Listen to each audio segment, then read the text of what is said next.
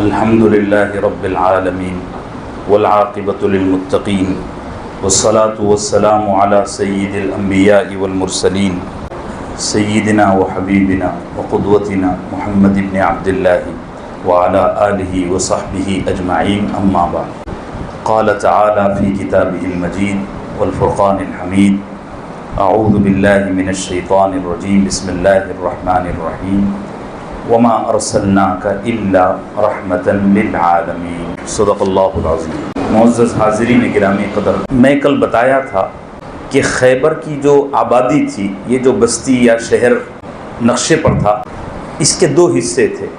پہلے حصے میں 5 بڑے قلعے اور دوسرے حصے میں 3 بڑے قلعے تھے، اس طرح کل 8 قلعے تھے۔ گزشتہ کل پہلی بستی کے 4 قلعے فتح ہو جانے کی تفصیلات عرض کی گئیں۔ قلعہ نائم، قلعہ زبیر، قلعہ صعب بن معاذ اور قلعہ ابی، یہ 4 قلعے گزشتہ کل فتح ہو گئے۔ اس بستی کا آخری قلعہ ہے قلعہ نزار، نون زے الف رے، نزار۔ بعض لوگوں نے اس کو نزار بھی پڑھا ہے، نون پر زبر اور زیر دونوں طرح اس کو پڑھا جا سکتا ہے۔ یہ خیبر کی بستی کا بالکل آخری قلعہ ہے۔ جیسے کہ گزشتہ آپ نے سنا کہ جو قلعے یہودیوں نے بنائے ہوئے تھے وہ اونچائی پر تھے، اسی طرح یہ قلعہ بھی سطح زمین سے اوپر تھا، یعنی زمین کا لیول، اس پر چوٹی پہاڑ کی، اور اس پر یہ قلعہ بنا ہوا تھا۔ گزشتہ جتنے بھی قلعے فتح ہوئے ان میں جو یہودی بچے ہوئے تھے، چاہے فوجی ہوں یا عام لوگ ہوں، وہ سب فرار ہو کر اس قلعے میں آئے تھے۔ یہ قلعے میں بھی یہی تکلیف تھی کہ یہ اونچائی پر تھا اور نبی کریم صلی اللہ علیہ وسلم کو اور صحابہ کو ایسی کوئی مناسب جگہ نہیں مل رہی تھی کہ یک لخت اس پر حملہ ہو سکے۔ مسلمان اگر قریب جاتے تو اوپر سے یہودی یا تو تیر یا پتھر برساتے، جس میں زخمی بھی بہت زیادہ لوگ ہوتے، شہادت کے بھی امکان تھے۔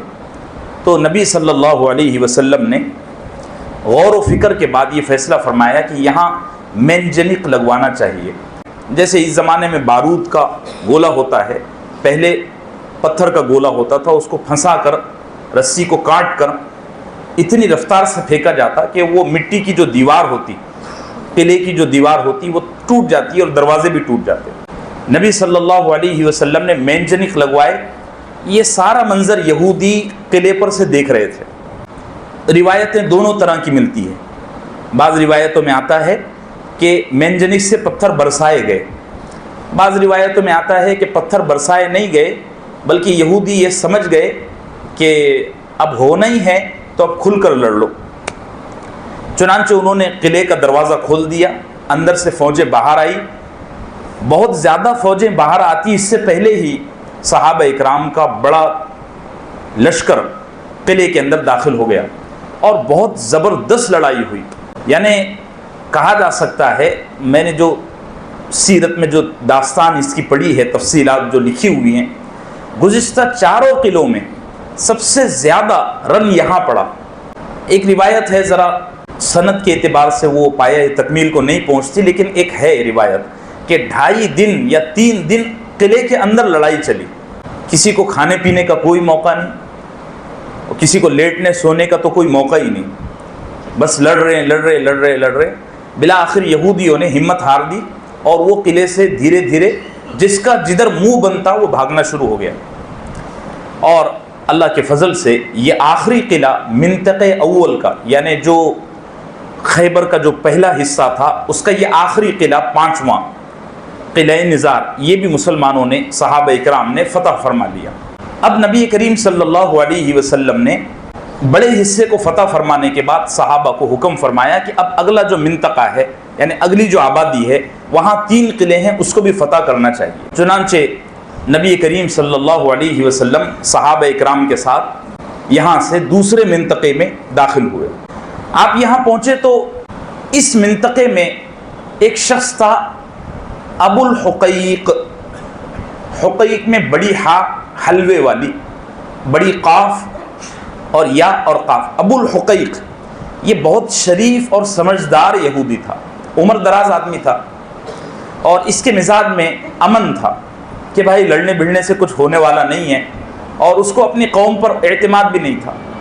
اب یہاں بھی دونوں طرح کی روایتیں ملتی ہیں، بعض روایتوں میں آتا ہے کہ یہاں بھی باقاعدہ لڑائی ہوئی، اور بعض روایتوں میں آتا ہے کہ چونکہ یہ ابو الحقیق امن پسند آدمی تھا، اس لیے اس نے نبی صلی اللہ علیہ وسلم کے سامنے سرنڈر کیا۔ لیکن اتنی بات یقینی ہے کہ یہ فوراً سرنڈر نہیں ہوا۔ لڑائی کے معاملے میں تو روایتیں مختلف ہیں، ہوئی یا نہیں ہوئی واللہ اعلم، ہوئی بھی ہوگی نہیں بھی، لیکن اتنی بات یقینی ہے، یہ انتہائی زبردست روایتوں سے ثابت ہے کہ نبی صلی اللہ علیہ وسلم جب اس آبادی میں داخل ہوئے، اور اس کا جو قلعہ تھا سلالم اس کا نام تھا، سین لام الف لام میم، سلالم، نبی صلی اللہ علیہ وسلم نے اس کے قلعے کا محاصرہ کیا، گھیراؤ کیا، اور یہ گھیراؤ معتبر مستند روایات کے مطابق 14 دن رہا۔ 14 دن کے بعد ابو الحقیق نے نبی صلی اللہ علیہ وسلم کو پیشکش کی کہ میں آپ سے ملاقات کرنا چاہتا ہوں۔ نبی صلی اللہ علیہ وسلم نے فرمایا بالکل آئیے۔ اس کو آنے کی اجازت ملی، اس نے آ کر کہا کہ میں آپ سے مصالحت کرنا چاہتا ہوں۔ آپ نے فرمایا بالکل، ہم بھی اس سے راضی ہیں، ہم بھی پچھلے 5 قلعوں سے جنگ کر رہے ہیں، اگر آپ مصالحت کرتے ہیں تو ہم اس سے راضی ہیں۔ اب سرکار دو عالم صلی اللہ علیہ وسلم تشریف فرما ہے خاموشی کے ساتھ، اور وہ خود ہی بول رہا ہے، آپ نے کچھ نہیں کہا۔ اس کو ذرا غور سے سننا، یہ بہت اہم تاریخ کا موڑ ہے، اور اس وقت جو یہودی ہیں اس کو لے کر بہت زیادہ UN میں اور میڈیا میں ڈھینگا مستی مچاتے ہیں۔ میں آگے بتاؤں گا کہ کیا گڑبڑ۔ ابو الحقیق نے خود بولنا شروع کیا کہ محمد صلی اللہ علیہ وسلم، ہمارے فوجیوں کو آزادی دی جائے، کیونکہ ہوتا یہ تھا، آج بھی دستور ہے کہ جب جنگ ہوتی ہے یا حملہ ہوتا ہے تو جو فوجی گرفتار ہوتے ہیں ان کو آزاد نہیں کیا جاتا، بعد میں چھوڑ دیا جائے الگ بات ہے، لیکن فوراً آزاد نہیں کیا جاتا۔ اس نے یہ کہا کہ ہمارے عورتوں کو، بچوں کو، بوڑھوں کو اور ہمارے فوجیوں کو غیر مشروط انکنڈیشنل آزادی دی جائے۔ آپ نے فرمایا جی۔ پھر اس نے کہا کہ ہمارا سارا مال، چاہے ہمارے جانور ہوں، گھوڑے، بکریاں، اونٹ وغیرہ جو بھی ہے، ہمارے سارے جانور، سونا چاندی، ہمارے باغات میں جتنا غلہ ابھی اگا ہوا ہے یہ سارا، اور ہمارے پاس جو خزانے ہیں، ہتھیار ہیں، یہ سب ہم آپ کو دے دیتے ہیں، ہم اس میں سے کچھ نہیں لے جائیں گے۔ نبی صلی اللہ علیہ وسلم نے فرمایا ٹھیک ہے۔ پھر آپ نے فرمایا صرف اتنا لے جا سکتے ہو، وہ بھی کپڑا، لباس، جتنا ایک آدمی کی پیٹھ سنبھال سکے، یعنی ایک آدمی صرف اتنا سامان لے جا سکتا ہے۔ اس نے کہا جی ٹھیک ہے، یہ ایگریمنٹ ہو گیا۔ اس کے بعد نبی صلی اللہ علیہ وسلم نے یہ جملہ کہا، یہ اسلامی روایات میں بھی یہ بات ریکارڈ ہے اور یہودی سورسز میں بھی یہ ریکارڈ ہے، اس کو نوٹ کیجئے ذرا، صرف ہمارے گھر کی روایت نہیں ہے بلکہ یہودیوں کے ہاں بھی یہ بات لکھی ہوئی ہے کہ یہ سارا ایگریمنٹ ہوا تھا، اور نبی صلی اللہ علیہ وسلم نے ایگریمنٹ کے بعد یہ الفاظ کہے تھے باقاعدہ کہ اگر تمہارے کسی آدمی نے کوئی مال چھپا کر لے جانے کی کوشش کی تو وہ قتل کیا جائے گا۔ آپ نے کیا فرمایا؟ بولو، کہ اگر کسی نے کوئی سامان یہاں سے چرا کر لے گیا، خزانہ یا جانور یا ہتھیار یا سونا چاندی، کوئی بھی سامان، وہ قتل کیا جائے گا۔ نہیں، معاف کیجئے، قتل کرنے کا لفظ نہیں کہا، یہ فرمایا کہ اگر کسی نے کوئی سامان یہاں سے لے گیا تو اللہ اور اس کا رسول اس سے بری ہے، یعنی میری گارنٹی نہیں ہے، پھر جو میرے صحابہ اس کے ساتھ کریں گے وہ ہوگا۔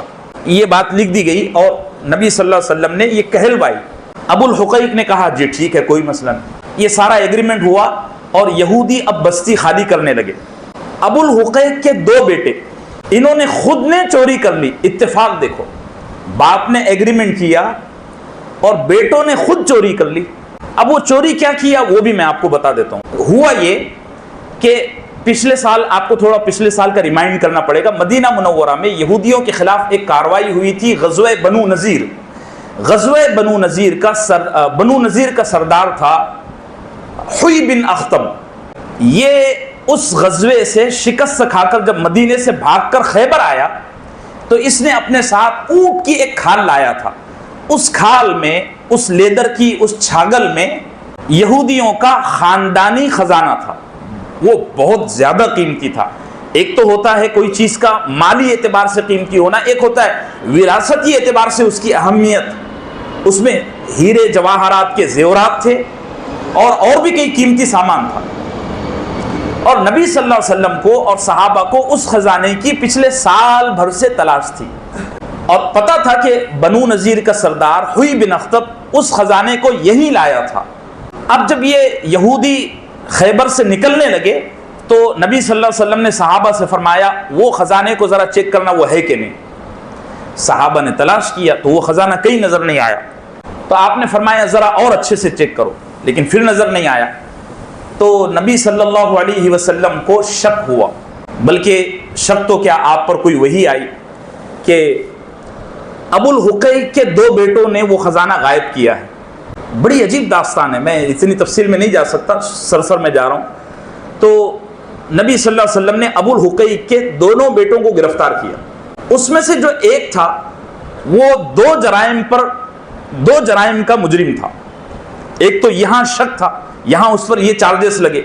دوسرا اس پر ایک یہ جرم تھا کہ قلعہ نائم پر سے چکی کا پارٹ پھینک کر اس نے ایک صحابی کو شہید کیا تھا، حضرت محمود ابن مسلمہ، سب کہہ دو رضی اللہ عنہ۔ تو اس نے ایک مرڈر بھی کیا تھا، وہ بھی اس پر چارج تھا، اور دوسرا یہاں اس نے خزانہ چرایا تھا۔ شک یہاں تھا، وہ تو یقینی بات تھی، یہاں شک تھا۔ نبی صلی اللہ علیہ وسلم نے دونوں کو گرفتار کیا اور ایک بیٹے سے پوچھا، ہاں بھئی ہم کو لگ رہا ہے کہ آپ نے خزانہ چھپا کے رکھا ہے، حوی بن اخطب کی جو کھال کی جو خزانچی ہے وہ آپ نے چھپا کے رکھی ہے، تجوری ہے اس کو چھپا کے رکھا ہے۔ کہنے لگا نہیں ایسی کوئی بات نہیں، بالکل نارمل بات کرنے لگا۔ وہ ہوتے ہیں نا بہت زیادہ شاطر اور تیز ترار، شارپ، جو جھوٹ بولنے میں بڑے ماہر ہوتے ہیں۔ نہیں ایسی کوئی بات نہیں، بالکل۔ نبی صلی اللہ علیہ وسلم نے حضرت سیدنا زبیر رضی اللہ عنہ کو ریمانڈ پر دیا، اس کو ریمانڈ پر ان کے حوالے کیا۔ حضرت زبیر رضی اللہ عنہ نے اس کو ذرا 2-4 چابک لگائے، لیکن وہ بڑا، اور وہ خزانہ اصل میں بہت قیمتی تھا، وہ قبولنے کو تیار نہیں تھا۔ اب سامنے اس کی ریمانڈ ہو رہی ہے، سرکار دو عالم صلی اللہ علیہ وسلم بیٹھے ہوئے ہیں، تشریف فرما ہیں۔ خود اس کا چچا زاد بھائی سرکار دو عالم صلی اللہ علیہ وسلم کے پاس آیا، آ کر کہنے لگا یا رسول اللہ، یا محمد، میں جانتا ہوں وہ خزانہ اسی نے چرایا ہے۔ تو آپ نے فرمایا اچھا یہ بات نبی صلی اللہ علیہ وسلم کان میں کر رہے ہیں، یعنی وہ جو یہودی چچا زاد بھائی ہے ابو الحقیق کا بیٹے کا جو چچا زاد بھائی ہے وہ کان میں کہہ رہا ہے۔ تو نبی صلی اللہ علیہ وسلم نے فرمایا تمہارے پاس کیا ثبوت ہے؟ اس نے کہا کہ اس شہر میں ایک جنگل ہے، ویرانہ ہے، یہ روزانہ وہاں کے چکر کاٹتا تھا، آپ اس زمین کو کھودو، اگر وہاں کچھ نکل گیا تو سمجھو اسی نے لیا۔ نبی صلی اللہ علیہ وسلم نے فوراً صحابہ کو بھیجا، جاؤ اس کے ساتھ جاؤ جو ویرانہ بتا رہا ہے۔ اس کو کھودنا شروع کیا تو اس خزانے کے کچھ زیورات مل گئے۔ اب نبی صلی اللہ علیہ وسلم نے فرمایا اب اس کی اچھی پٹائی کرو۔ تو حضرت سیدنا زبیر رضی اللہ عنہ نے چکماق لائے۔ چکماق جانتے ہو، جو بچے رہے ہیں پرانے ان کو پتہ ہوگا، بچے بچپن میں کھیلتے تھے، 2 پتھر سے ایسی چنگاری نکالتے تھے، وہ جو پتھر ہوتے ہیں اس کو چکماق، ابھی تو چھوٹے چھوٹے ملتے ہیں، پہلے وہ قتل کرنے کے لیے استعمال ہوتے تھے، اور اس کا طریقہ یہ ہوتا تھا کہ چکماق کے پتھر کو ایسے یہاں رکھتے تھے اس طرح، اور سامنے کھڑے ہوئے شخص کے سینے میں اس کو مارتے تھے، تو اس سے پورے بدن میں جھٹکا لگتا ہے۔ اللہ ہم سب کی حفاظت فرمائے۔ اب ریمانڈ کے الگ اصول ہیں، اس زمانے میں الگ تھے، وہ بڑے جاندار لوگ تھے۔ اب تو چکماق کا ایک جھٹکا اگر پڑا نا تو کرنٹ سے آدمی جان چھوڑ دے گا۔ حضرت زبیر نے ایک چکماق ماری نا تو اس کو ایسا لگا میری روح قبض ہو جائے گی، لیکن پھر بھی وہ بولنے کو تیار نہیں تھا۔ نبی صلی اللہ علیہ وسلم نے اس کو آخری بار کہا دیکھو اگر تم نے وہ خزانہ لیا ہے ابھی بھی موقع ہے، دے دو اور اس کا پتہ بتا دو، لیکن وہ راضی نہیں ہوا۔ تو نبی صلی اللہ علیہ وسلم کو صحابہ نے کہا، اور آپ کی بھی یہ رائے بنی، صحابہ نے یہ کہا کہ یا رسول اللہ اس پر ایک اور چارج ہے کہ اس نے محمود ابن مسلمہ رضی اللہ عنہ کو قلعے پر سے چکی کا پارٹ پھینک کر شہید کیا تھا، تو یہ پہلے بھی ایک مجرم ہے قتل کا، مرڈر کا، اور دوسرا یہ جرم کہ ایگریمنٹ کے خلاف اس نے کیا، لہٰذا اس کو سزائے موت دینا چاہیے۔ تو حضرت نبی کریم صلی اللہ علیہ وسلم نے دونوں بھائیوں کو، چونکہ وہ مشترک مجرم تھے ایک جرم کے، دونوں بھائیوں کو حضرت سیدنا محمد ابن مسلمہ، سب کہہ دو رضی اللہ عنہ، ان کے حوالے کیا اور یہ دونوں بھائی قتل کیے گئے۔ اب اس داستان میں کہیں کوئی جھول نظر آئی آپ کو؟ اچھا، یہ داستان صرف ہماری کتابوں میں نہیں، یہودیوں کی کتابوں میں بھی لکھی ہوئی ایسی ہی ہے جیسے ہم کہہ رہے ہیں۔ لیکن اب یہودی کیا کہتے ہیں کہ محمد نے نبی صلی اللہ علیہ وسلم کو نام تو نہیں لیتے، لیکن ان کے الفاظ یہی بنتے ہیں۔ انہوں نے یہ بات UN میں کھڑے ہو کر کہی ہے 67 کی جنگ میں، 68 میں جو جنگ ہوئی اس کہ محمد نے اور اس کے ساتھیوں نے ہمارے ساتھ ایک ایگریمنٹ کرنے کے باوجود ہمارے 2 قبیلے کے سرداروں کو قتل کیا تھا۔ اس چیز کو ذہن میں رکھیے، اور یہ اگر کوئی کاؤنٹر کوشچن ہو جائے تو جواب میں آپ یہ داستان اس کو پیش کر سکتے ہیں۔ ٹھیک ہے، خیبر تقریباً فتح ہو گیا، بلکہ ہو ہی گیا، اب کچھ بچا نہیں ہے۔ خیبر کے غزوہ خیبر کے اصل مرکزی ہیرو اور کردار سیدنا علی ابن ابی طالب، سب کہہ دو رضی اللہ عنہ، ان کی ذات پر، ان کے آل پر صلاۃ و سلام۔ وصلی اللہ وسلم علی نبینا محمد وعلی آلہ وصحبہ اجمعین۔